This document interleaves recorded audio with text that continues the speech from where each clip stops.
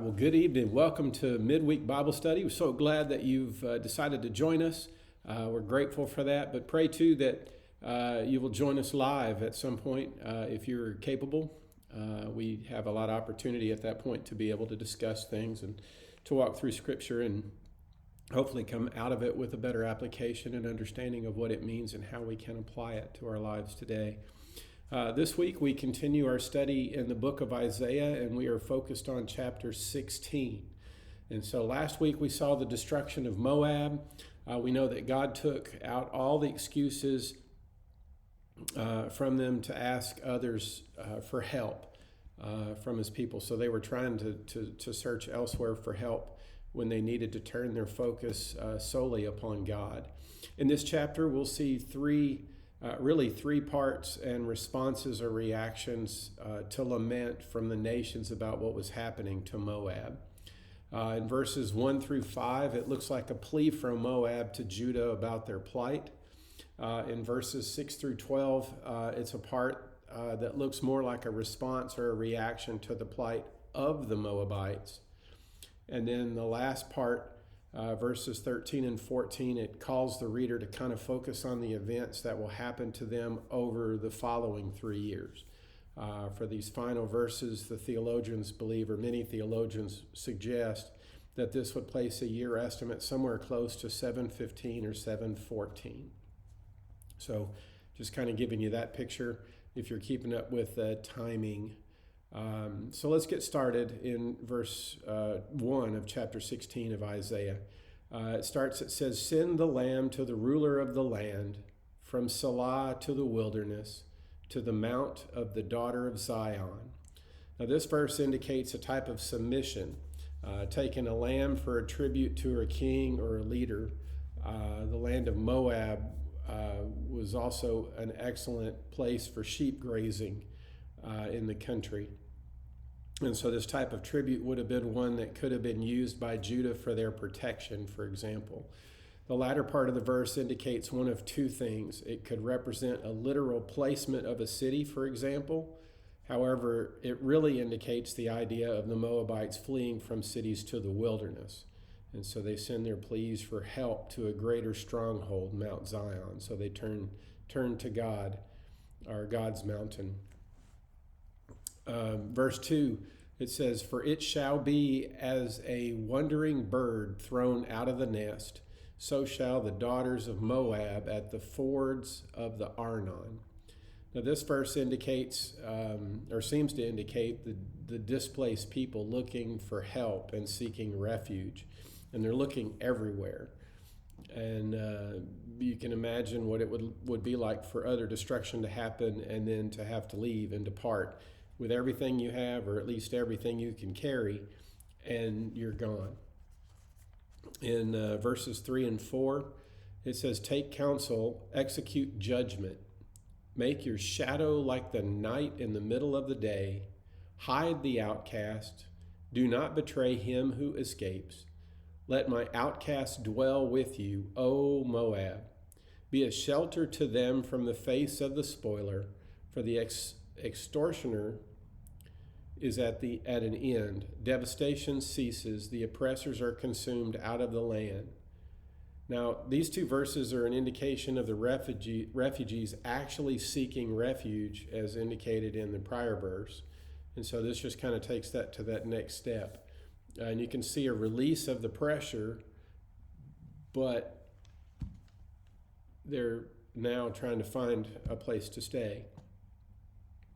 In verse 5, it says, "In mercy the throne will be established, and one will sit on it in truth in the tabernacle of David, judging and seeking justice and hastening righteousness." Now this verse, which actually begins with the last part of verse 4, shows the Moabite nation looking forward to an end to the destruction by hoping for mercy from the Davidic king. Now going forward from verse 6 through 12, we're going to see a focus and a reflection on the pride of the nation of Moab. And we know that when God decided to destroy, he hit at the very pride of the nations. And we do the same thing.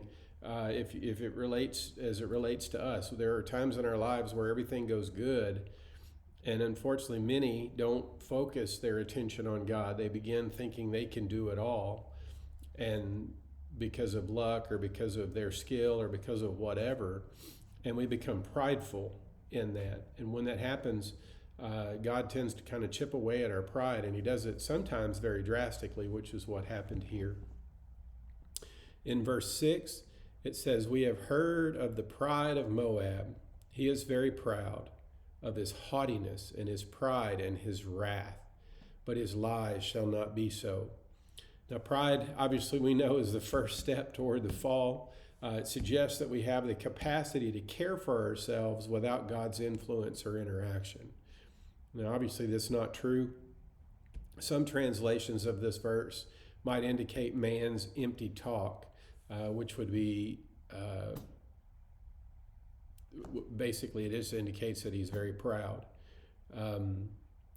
Man thinks he can do it all, and unfortunately we can't. Verse 7 says, "Therefore Moab shall wail for Moab, everyone shall wail. For the foundations of Ker Hareseth you shall mourn. Surely they are stricken." And there's a lot of confusion in the meaning of this verse, at least when you start reading and studying it.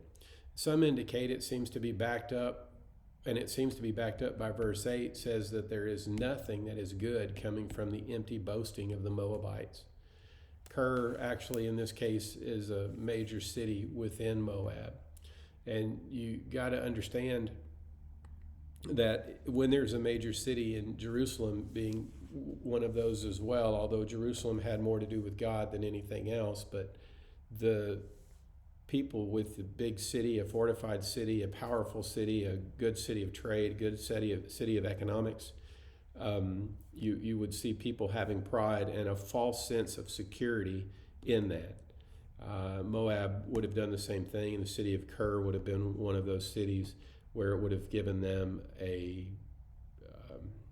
kind of an idea that they're strong, and God is obviously stronger than that.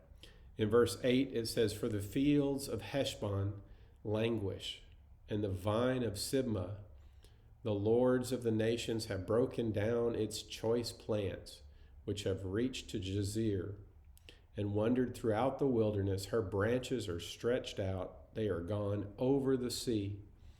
And we see neighboring cities here with a reference to Heshbon and Sibmah, also Jazer. No help would come from those that cried out. Now, the reference to vines is much like what we see in the New Testament. We are either part of a growing vine or cut off because we're dead. And, we get a lot of illustrations that are used in the Bible regarding planting and agriculture, because that's the primary thing that they did for a living. And so it was easy for them to understand, and so that's why those are used a lot. But you can tell what a growing vine is, and you can tell what a dead vine is. And the dead vine may be still standing there or sitting there, but it's not growing and it's not going anywhere. It's just staying where it's at. As God's people, we're not called to sit where we are. We're called to move and to grow. And so that would have been a reference here, but it's talking about the nation of Moab. Verse 9 says, "Therefore I will bewail the vine of Sibmah with the weeping of Jazer. I will drench you with my tears, O Heshbon and Elealeh. For battle cries have fallen over your summer fruits and your harvest." There's most likely more to this, but the key component is the part about weeping. Isaiah was weeping over the destruction of such a rich land. When you see people with great things, for example, or you see wonderfully built things and you just see them just utterly destroyed, it almost makes you sad because of all of what went into building it, all of what went into making it. Or even a giant tree that gets torn down by a storm, and you can imagine the number of years that tree has grown. And so it's kind of sad to see that thing happen. But Isaiah was weeping over such a rich land. And it might be similar to when we see someone that is full of promise and set up for incredible success, but they fail to achieve anything. and we kind of look at it as a waste.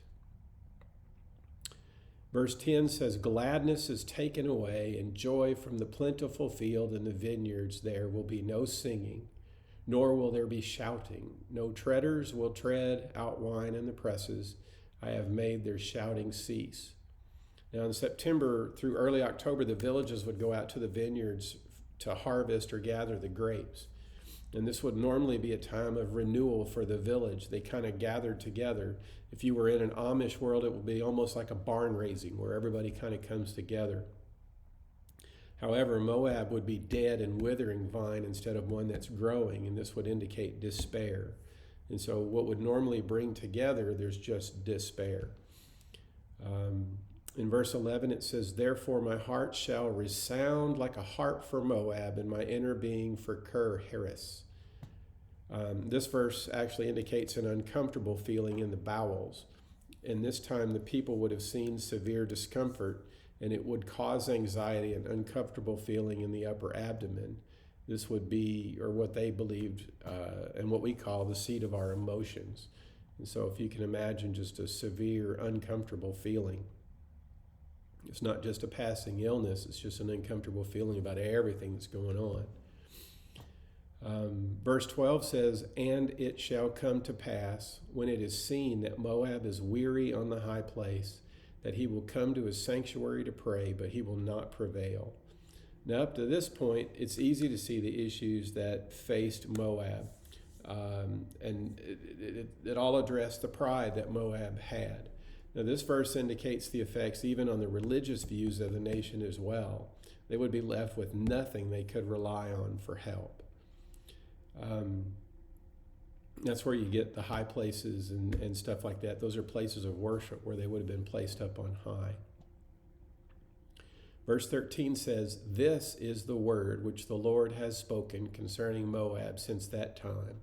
But now the Lord has spoken, saying, within 3 years, as the years of a hired man, the glory of Moab will be despised with all the great multitude, and the remnant will be very small and feeble."